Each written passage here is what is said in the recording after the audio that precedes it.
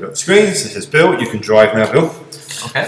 So just take us through the front page and give me a sense of the competency that you chose and the skill Okay. you focused on. To start, this is obviously the introduction Yeah. of my rationale of what the. So this reference, where did that come from? That was interesting.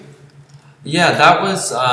It was just an article that was talking about how things are changing, where there's so many parents who are scared of letting their kids go outside. So some of them, they get less than 15 minutes outdoors a day, Right. which is obviously not even close to enough to develop the motor skills and Right. competencies that you need. So it's a lot of it just comes from their PE classes.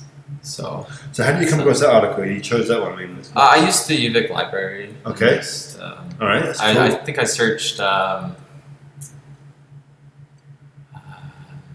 lack of time outdoors or something, Right, something yeah, along those yeah, lines, yeah. and then I just looked through some peer-reviewed ones, and this one I read the abstract and it had some good info, so I. And it's interesting. It's in Australia, right? Mm-hmm. So that it would still apply here. It'd be interesting to see something in BC. Yeah, To it connect. definitely would be. Because obviously in Australia, Sydney, the sun is Yeah. they're worried about Definitely. cancer and stuff. And they can also go out year-round too because of their weather. They can, but they have to always be highly protected. Yeah, they do. And so there's an exact opposite to us when it gets too cold. Though probably Victoria is the best in the whole of Canada. Right? Just about, yeah. Should be, right? Yeah. But if we're not getting out enough, and we're not, Mm-hmm. right? It's a problem as well. Why aren't we using the outdoors on Yeah. Vancouver Island, which is probably And I thought that this article applied to ours because obviously we did outdoor education, so it was a little more. No, it wouldn't apply for everyone doing this, but for ours it worked out. It was a decent article, anyways. And I think this would be, they haven't done it in my class, but an extension would go, some would go in this direction. We could go and find out what literature's out there that would connect to your philosophy around outdoor ed or the risky play and type of things that it Yeah. advocates, that then you could build a foundation to advocate for it. Because when you Yeah. become a teacher, you want to be able to say, well, we need to do this because. Right? Exactly. Yeah, I took 270 Right? with I can't remember her name. Anyways, the book we Katie? did was I believe so. Last year. Yeah, and it was Louvre, and he does this. He's got this book. It's all about. It's pretty much just stories of his childhood, and then he relates it to, like, there's like the utopia that they tried to make and Yeah. things like that. And one part was about risky play, and you're not supposed to say like, be careful and like, things like that. You tell them the risks to be aware of. What challenge do you So, want to take up? Be aware of the slippery so-and-so, not be careful or don't play on that, Nice, because you yeah. have to develop the right motor skills and competency Yeah. and things like that. And the cognitive attitude, Oh, mental capacity, and lack of anxiety, exactly. right? Yeah. All those things To that not come be about. afraid to Yeah. explore. Every time you do a little jump successfully, your self-esteem goes up, Yeah. right? So how do you create situations where you take that jump? Like in my motor learning class, we've learned about how to reinforce certain, like, you won't be scared of it if you succeed multiple times, but the more you fail, the more you'll think it's scary and not safe. Yeah. But if you keep doing it until you succeed, then eventually it'll just be like Yeah. second nature. Cool. So And you made your own video. yes, I did. I didn't. I had it in the Google Drive, and then Brett's play, and I was like, oh, okay. I thought mine was gonna. Oh, you get two videos. It's That's fine. good. That's fine. I just made a short one. Yeah. And then this is just our unit planning document. The We've overview. got another rationale, Yeah. competencies, the big ideas, essential questions, things like that. And then this page you're focusing on collaborative skills, right? Yes, so the focus was that Brett and I did this together. Yeah. And it was pretty even. He did, in this part, he more focused on lesson 3 because he's the one who did that. And then he did lesson 4 because I filled out lesson 1. So we just kind of split it up evenly Nice, for the most okay. part and just talked about it briefly. So the ones that I did, I just put the questions and then my answers and then all the competency things. And for his, he did it a little bit differently. He more did just some little. And you were trying to tidbits. connect more to the curriculum, right? You were trying. That's what I was trying to do, understand yeah. the curriculum. And this document was that intent, was to help you. Yeah. Plus, I know you're going to use it in the PDP program when you go into it. So they're trying to help you navigate the link between the new curriculum and what you've been learning. And CAPS is pretty common across all textbooks. Right. Yeah. So it's linking those two things together and making them make sense, which is what you're starting to do here. Yeah.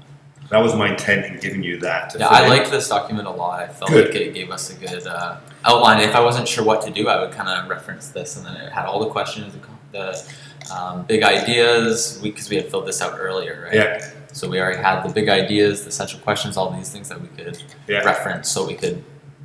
And what you probably found, you kept going back and changing and revising it. We did it wasn't linear, right? Yeah. Yeah. And that's actually what teachers especially really when about. we reflected. Then I was like, okay, maybe that's not such a great way to do this, and then we changed some things. If you go down to when you're going to your comments at the bottom. Oh. You can see down here. That's it. Okay. So where you think you're operating now in collaborative skills, you're thinking you're developing. All right. And I thought it was. I believe in this one I put that I was approaching. Oh no, this one was just developing. Yeah. So this one, the reason I put developing is that a few times Brett and I would email him and he just didn't answer me, and I would email him again, didn't answer me. And then I was like, can I add you on Facebook so I can message you? Because it's really easy, right? It just gives you a notification. He's like, oh, I don't use Facebook. I'm like, okay. He's like, we'll just talk on Google Docs. I'm like, it's not a great way, but okay. So we did our best, but it was tough to get up. And you have to I find. think he's a pretty busy guy. Yeah, you have to find that common ground. And then he would say the same thing, right? And it's like, and I listen to people and I say, okay, so when you become a professional, as you are, you have to find that common vehicle. Right. Because team teaching is the best when you can do it well. And if you go and work in middle school, and then like Aaron would have probably explained to you, they work in pods. So their teachers actually have scheduled timetable time every week to meet as a group of 3 because they all teach the same kids. Yeah. And he says by doing that, it's incredibly rich curriculum because everybody has a passion who takes it up, but then they teach their peers. Then it's not always easy just to target a competency or a big idea in one class. You No. need to spread over the 3 classes. And like you did with classes. that list, you're coming at assessment later on, is when you put the kids' names down, you say, oh yeah, but in my class he was in, oh my. You realise that the competency is domain specific. When he's doing science, he's up here, but when he's doing English, he's down here.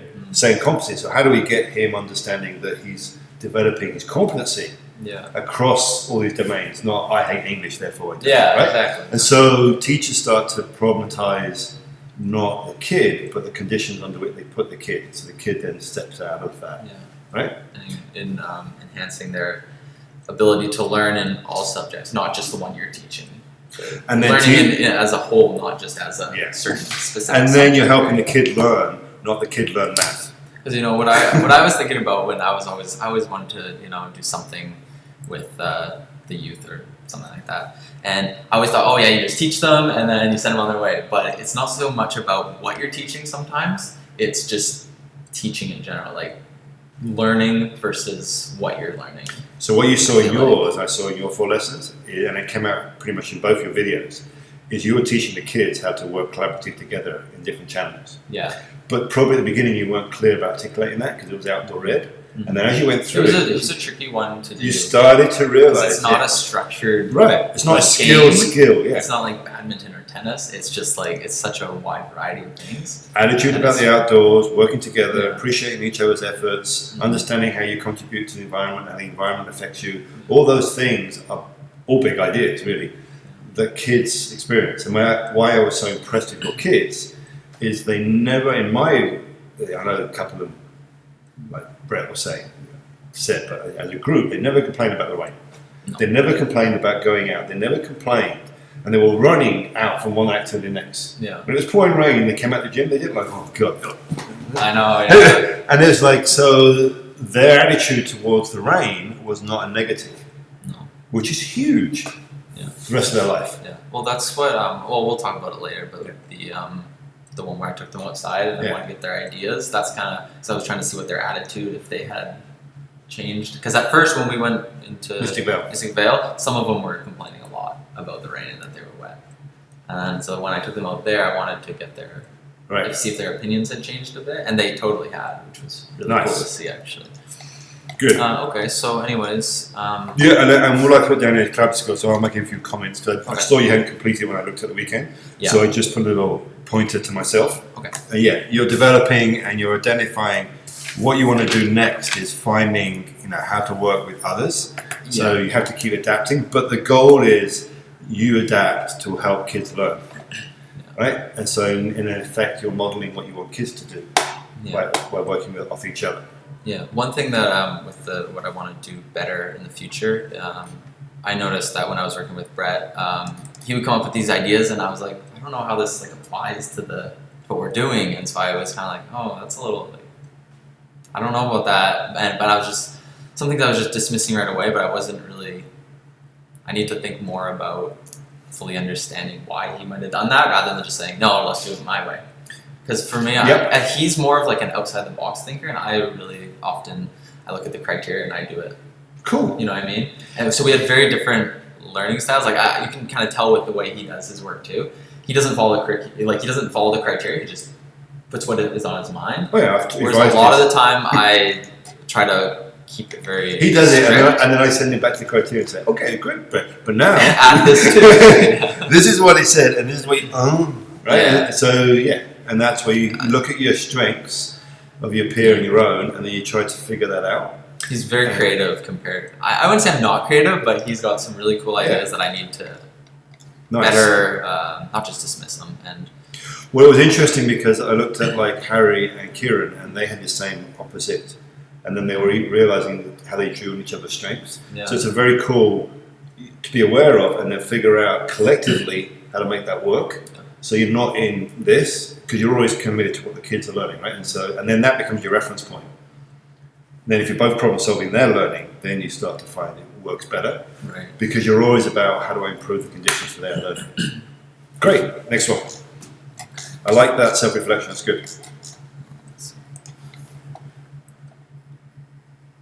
Okay, so this one is I like my brick in the wall background I put up. I found this one on Google Images. That's cool. Well, add it to the other collection. There's another one up there I made similar to this. Oh yeah? Yeah, but yours is more like the walls in Britain. Oh really? Yeah, there's the old walls that they made using bricks rather than the... Right, rather than bricks, Okay, so this one is our connecting with the curriculum. Yeah. So again, I just included our plan here because it has all the information about our connected with the curriculum and competencies, big ideas, essential questions. And you're proud of it. All that. Yeah, and I think I did a pretty decent job on that one. Yeah, no, it's good. And then I just kind of clipped out the learning design part for the learning sequence, lesson sequence. And as we went over before, we've got all of our different lessons, 1, 2, 3, 4, and then answering the questions that were in the learning sequence, as well as connecting to CAPS. I'm going to show this actually to Kerry and Dana, who created this, to say, look, my students are doing it. Yeah. They'll be very pleased to see it actually being used. Yeah. Because they were trying to find a way of helping practicum students connect to the curriculum, who tended not to find it an easy language to embrace. And also instructors like myself not using it in the program enough. So now it's sort of becoming more common. Yeah. Because it only came out in 2017. So it's, okay. Right? I think that it works really well because it... well, it's getting you out of a linear process to... Mm-hmm. And if you were in a practicum and you were assisting or even watching a lesson take place, you might get a little lost and not sure what the point is sometimes. But with this, it really can break it down. You can do okay, so we cognitively we did this because we did this because rather than just kind of we played basketball today and they were learning to shoot. There's more to it than that. So what was the key competency here? Because when I looked at it, you hadn't got it up. So this was the planning skills. Okay, good. Well, the skill was planning skills. Yeah. The competency was implement context-appropriate sound practices, making assessments for learning, planning for learning, it's a biggie. Learning strategies and approaches to it's engage all students. I think that, like I said before, we use this, and I think that we were able to use this to really connect to what's important in all of these different And areas. you noticed when I gave you feedback on your lesson planning, how I was trying to get you more accurate with your planning, for instance, the diagram. Yeah. And the key with the diagram is that then it helps you translate. I think what happened there was that I took a different gym layout, and the way I saw it in my head was I know, it's quite what was the wall, And then you were like, it's wrong. I'm like, how is it wrong? I put everything exactly where it goes. But what it was is it was like spanning the entire gym rather than just that half.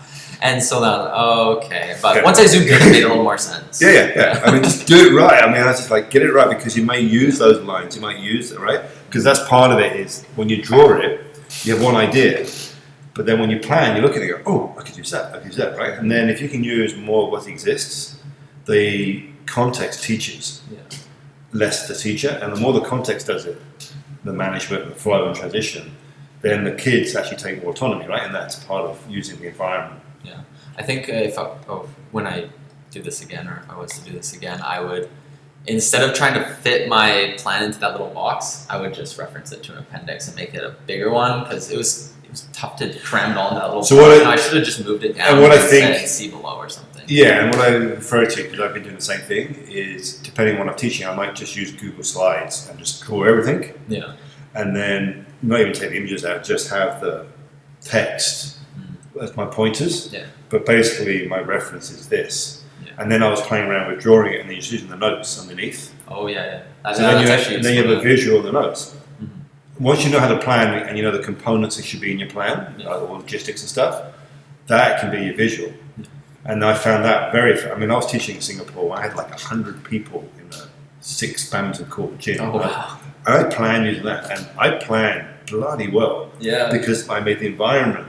Yeah, I liked on one of the ones you did where you had the gym and you had it, use the little L-shaped things to divide, right, the different courts, but then you had the lines that were showing where the movements are going. Yeah. And I didn't really have any lessons where I could really do that, just because we weren't using balls and things like 4-5-2, you'll get a lot more chance to do that. Okay. And when you go to school and you've got to work in half a gym because they've got the other half being used and you've got 25 kids, and you then plan it, and then you can actually show the kids because it's going to be noisy, and the visual becomes really good at getting them like organized without you having to shout, right? Okay. So I believe that in my planning, I'm emerging / developing. So I think that I'm definitely improving. I didn't want to put just emerging because I definitely did improve. I'm definitely at a different level than I was at first. Because between first and fourth lessons, there's a huge difference. Actually, even because I'm the one who led the second lesson, and our first lesson, it just felt so all over the place, and just like our time management was poor. Like everything was just so. Looking back, it was so poor. Right. But then the second one, it was like everything just flowed so nicely, and my planning just worked out. It was the first one we were like changing things as we were going because we didn't have enough time. Yeah. Whereas with my second one, it was just like we did this, we did this, done, perfect. And you use the space nearby, and you come back here, so you actually. Yeah. That was your suggestion for the space nearby, but it was a good one. Well, just help you not. Save us 10 minutes of walking, right? And 10 minutes where you could do more teaching rather than trying to keep kids, yeah. right? Yeah, though the walk can be teaching as well if you plan something on the walk. So it's not like walking that 10 minutes is bad, but it's more challenging until you know the kids really well. Yeah, and lesson 2 was where we're talking about my Google slide that was all weird, and by lesson 4 we had it all just nailed.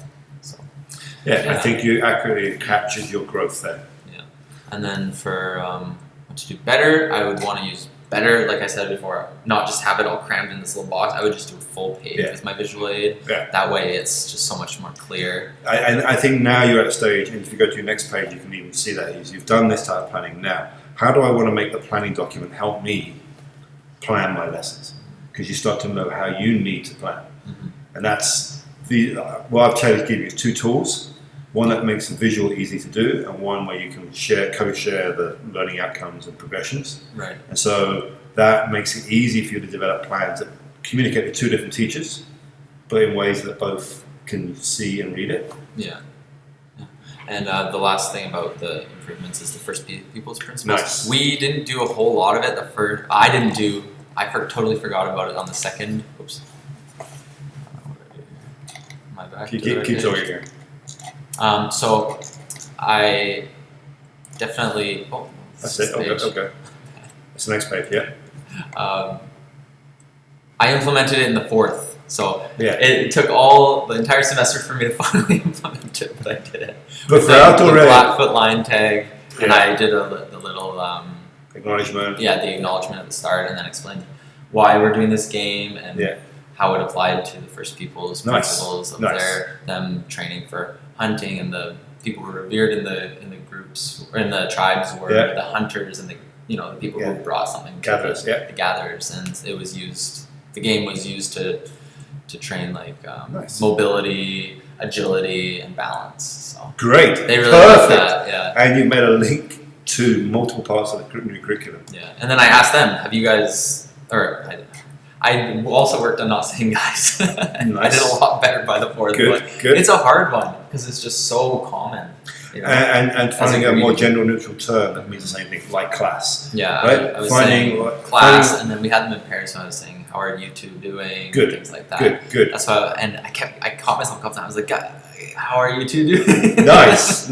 It is hard, and a lot of senior teachers will tell you how difficult they've had to come through Yeah. because 10 years ago it wasn't. It didn't matter. Or it wasn't a Well, big deal. it wasn't acknowledged, Right. but the issues that it implied was still being problematic, and people weren't owning up the fact that they're perpetuating a gender hierarchy by their language. Right. And it does impact society when it's ongoing all the time, right? It's a Yeah. socialization that we haven't explicitly critiqued.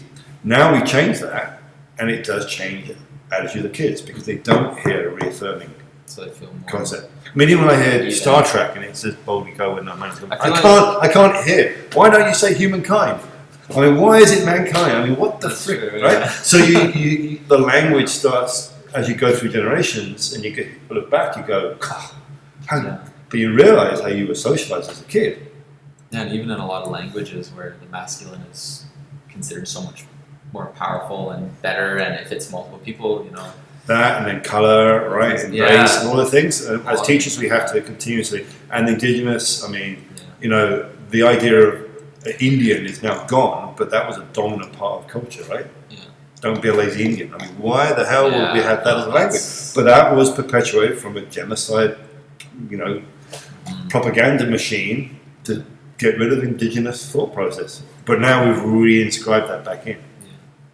Great. One last thing for this page. With the First Peoples principles, after I said something, I said, "Has anyone had any experience with acknowledgements or anything?" And they all were like, "Yeah, we do it like every week or something." And Nice. they were like, "Yeah, my teacher does it all the time." Nice. Oh, okay. So That's very cool. I guess it's because they're so closer. It's the same land, right? Yeah, and Aaron said that's the commitment the whole staff's made. Yeah. So if you go into the IBU, straight in there, just way, there's a whole, they have like raven, Oh, yeah. salmon, they have like, and they put them all into houses based on different spirit animals. Mm. And so they've made it part of their culture. Yeah, even though it was like, it's 10 years ago now. In my elementary school, we actually did some of that stuff too, even back then, which is actually Cool. kind of surprising. I don't think there were a ton that were doing that.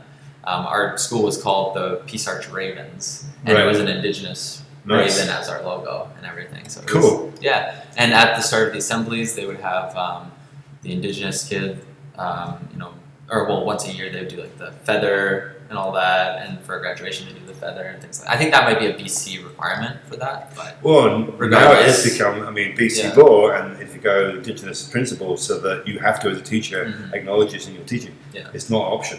yeah. Right? Not just But if your you- school's on the land, it's because Anyway, right, if you're a certified teacher in BC, you're Yeah. responsible for acknowledging Yeah. the indigenous teaching learning principles in everything that you do where you can see the opportunity. And it will have an impact. Our thought process is changing, and it is a more sustainable philosophy than our Western philosophy that tends to be, beat everybody else to become the best. Doesn't work when there's no environment that you can function, right? Exactly. And this is good because, again, show you this because, and I would even open up some of these other ones later on. When I'm just saying, because I'm just saying, if you're going to an interview, Yeah. seeing this and this, it looks impressive straight away because it tells me as a principal or as a cooperating teacher, this guy plans, this guy reflects, this guy plans, this guy reflects. And it'll also show how your reflections were small and then they got really big, Yeah. right? And so it Yeah, shows. I kind of changed how I was doing them. But Yeah. And even This have the one. first one, the last one showing to highlight Yeah.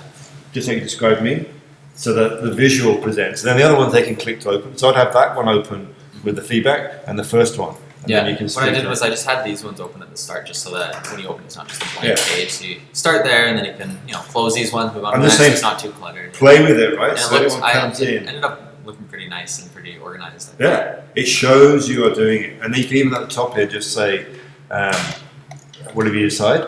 But here are, and I've opened up the first and the fourth, the highlights, the growth in my Oh yeah, opening the Yeah. first and last would be a good one. Yeah, just because it's in case you're going to send to somebody, it's already built in there to capture Right. who you are as a forming teacher, right? Yeah, and then I've got my feedback. Jalen did it a little bit differently. He just wrote me a paragraph. that's good. And then there's the scan of trends. Good. And what was the one you got here? The guy at the bottom. What are you reflecting on here? So I'm not sure if I got a note. Reflection skills. There we go. Yeah, that's what it was. Yeah, so this one, the competency is develop an understanding of how learners learn in order to cultivate effective learning environments. So reflecting on that, on the teaching practices. I think it's crucial to look back at what you've done, because you'll start to develop what your knowledge is, right? Especially at my level. Yeah. At first, you don't know much, if anything. And so when you look back and see, okay, I did that wrong, that wrong, that Right. wrong, that wrong, that wrong. What can I do to remedy this? Starting to And be then critical. adjust Yeah. it. Yeah. So I believe that I'm in developing, approaching proficient, because there was a huge improvement between the first couple and the last one of reflection. Anyways, as you can see from how much you write doesn't always reflect that, but I think that it's a good start. Yeah. Is that how much you notice? Yeah. And the videos obviously help so much with that. Good. Like so much. I wouldn't have noticed any of my issues. I wouldn't have noticed how often I said guys if I didn't see that. Because at first you said that, I was like, oh, I probably didn't say that often. I go watch the video, guys. All right, guys, come over here, guys, let's do this, guys, let's do it. I'm like, oh no. Well, no, in my time I didn't have video, but we had an audio recording, and the teacher said to me, "You use okay way too much." I said, "What do you mean?" Well, every time you do a statement, you say okay as if it's a question. So every time I spoke, okay. He said, "What you write down the question that you are thinking in your head." So then you I have think to. you wrote something about mine like that I said sound good, as if it was a question, but I wasn't looking for an answer, so there's no point. It just kind of confuses people, right? Or do you understand? It's not a very good question. You could say, Rather, question. so what do we do next? What's the first thing we now do? I try to bite my tongue and say, well, how do I ask a question that identifies they understand? Because what are they going to do next? Or when I say go, what are you going to do? Yeah. Right? And so you have see to if they really do know what to do. Yeah. Come on in, Trent, we're just finishing up. Because everyone's just going to say, yeah, I get it, yeah. They Right? don't. Even if they don't understand. Yeah, go, nobody stands there. No, we got to do. So anyway, my next goal is I want to be able to reflect on the fly. So instead of only being pre-planned, if I notice something isn't going right, being able to turn around and fix it before the end of the lesson, so that lesson isn't littered with that issue. Right. And then, because if you go through an entire lesson, then that's going to ingrain some probably negative ideas or. Yeah, and it's a teachable moment is probably more powerful than what you plan to do anyway. Yeah. So often thing went bad, you stop and reflect on it, it actually becomes a really good thing for kids to learn. Because you could highlight it, you could have a student come up and then just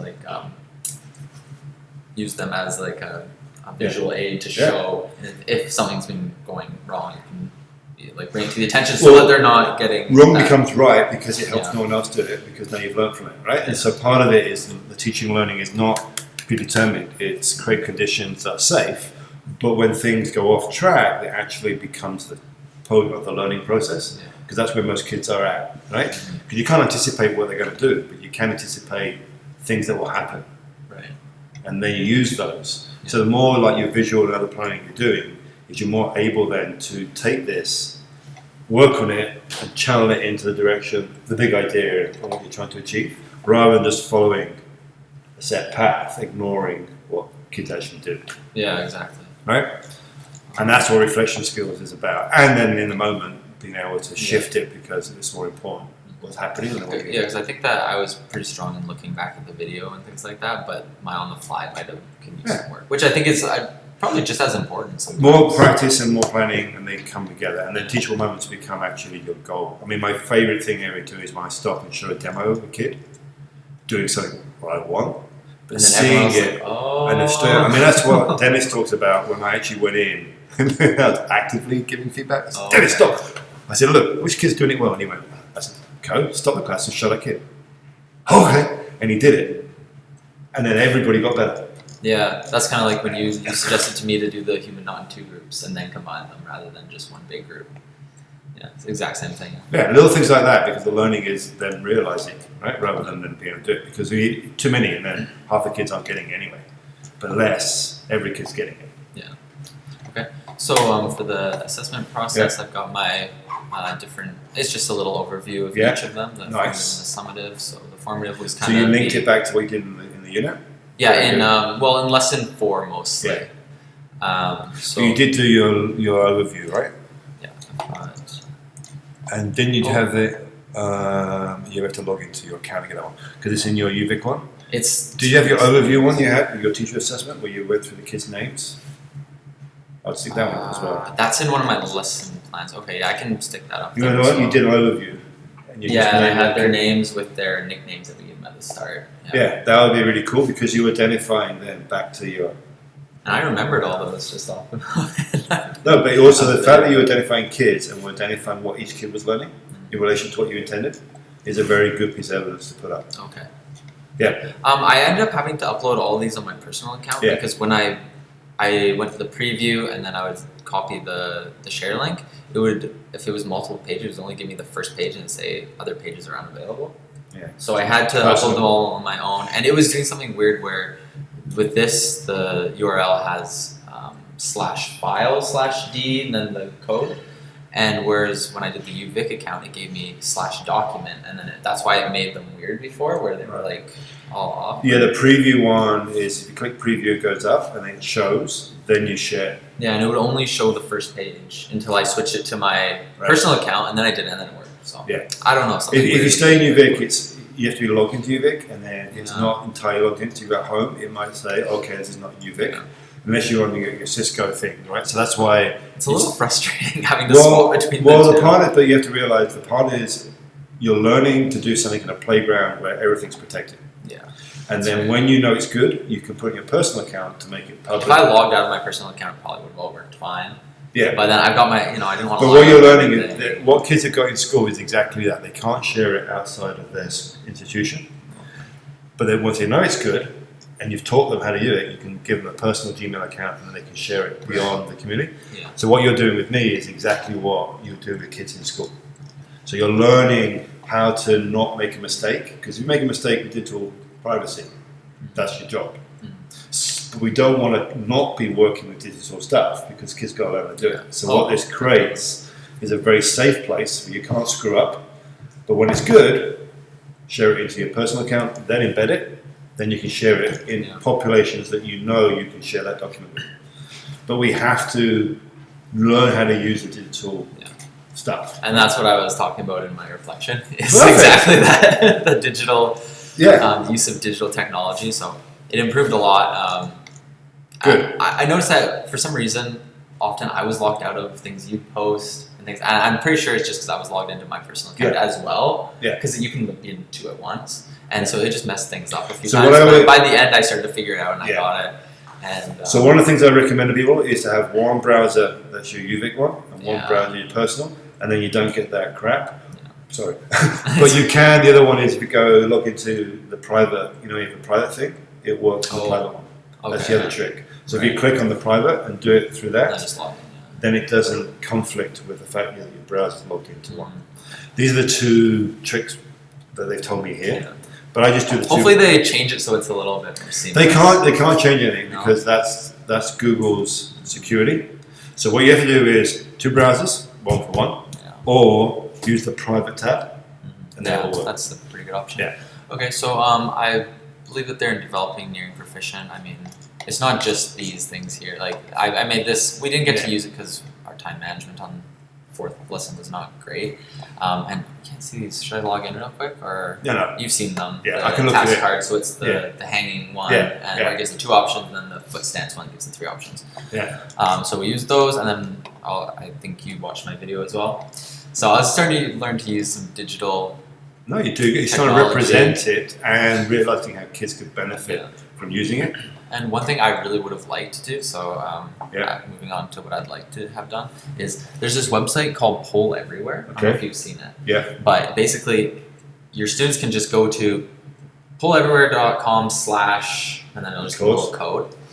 And then it'll pop up and you can make surveys, you can make...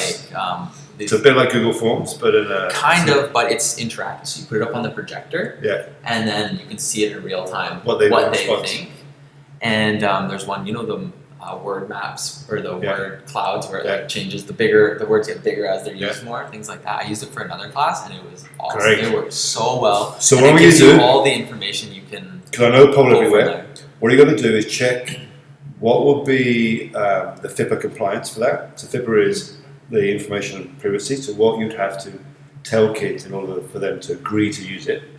Yeah, there's 2 ways. You can either log into your Google account, I think, or you can just do it anonymous. So see if you can do a Google account with UVic. Oh, yeah, that'd be Because that'd be good. If not, you can still use it. You just have to get their permission. So these things are really good, but you have to make sure that they're not putting the information. I think you can, when you open up, it just says name, and you can just put like Bill, and then you don't have to that's log what. in or But anything it'd as be well. good to use next term in 452. Okay. Because that'd be cool to use, as like an exit thing. Yeah. Right. And if you've got permission, but the thing will be to make sure check where the information is stored. Yeah. And then check, and even if it's in the US, then you just got to make sure that kids know, and they have the option not to do it. And then as long as they've got the option, like they can do it by paper or by technology. Yeah. So how? And if you do that, then you're FIPA compliant. All you've got to do is make sure that kids have choice of which medium, because they can't give their personal information or information about themselves, even if it's with a pseudonym, that they haven't got a second option. That's your digital literacy skills you're learning, but that's a FIPA compliance. Okay. And once you've got that, then you just keep using it. Yeah. So a lot of people just back away. Oh, that's too complicated. It's not that difficult. You just got to have 2 choices. It's really cool. And be clear where the information is being stored, Right. so the kids know. Okay, I don't care my information being stored over there, pseudonym, but as long as they know, it doesn't go off. Because anything you do in any of these things, the analytics are used. Right. So you've got to make sure you have permission that a 12-year-old in BC is filling in this thing. Right. Yeah. Of course. Yeah. Right. But the one thing I noticed about it was that it's super immersive because like my class, it's not just like you filling out a survey and you don't see what everyone else is thinking. Yeah. You get to see what everyone else has said. You get to see. It's just really cool. It keeps them really engaged. I felt like. And well, think about that when you got 452 again. When did you do 452? I am not registered yet. So what program are you in? You're in the Reckon Health. Oh, you're But transferring. I'm transferring to the teaching. Okay. So you'll it's get next semester. That's next. It'll always be next semester, the year or year after, depending on when you build your program, probably. Yeah. But that will be a good one to bring in. But that's the type of thing you can think about as an extension assignment, as you're trying to use it for the purpose that you just described, where kids are getting immediate feedback and they're seeing where their thoughts and their whole class thoughts. Because then it's like self-assessment, but then also at the same time the teacher's getting a feedback mechanism that the kids are seeing. Yeah. So then it enriches next class, right? Yeah, because you can take all the info after and put it into a document, which is kind of cool. Yeah. It's like Google, in Google Forms, they do the response thing. It's similar, and you can make it work a similar way, but I know this one works. It's set up to do exactly what you said. Yeah, you put it on a projector. You can make Google Forms, but you have to fudge it to make it work, whereas this one Right. doesn't. Oh, okay. Yeah. Great. Good. So any last question for me you want to ask before we sign off? Is there room in 452 Yep. still? Yeah. Yeah, there's only I might go 15. check it out and see if it fits in my schedule. Yeah. See if I can Because what we do in 452 is we build from this what you do in schools. So instead of the kids coming go here, over there. I set you up with a school with a partner and you go and teach That's 4 lessons in their PE program and whatever sport they decide or negotiate with you. So yeah, it's the same idea, but just builds up to the complexity of their environment. Yeah. Right? That sounds And like their a lot of kids. fun, actually. Yeah, no, it works great. All the teachers love it. Yeah. In fact, they complain to me when they don't get it. Oh, really? I've tried 3 years in a row. I haven't got one. What's your timetable? Has it fit with their timetable? That's the thing I try and do. Right? So Yeah. good, That's awesome. great. Well, thanks, Bill. I'll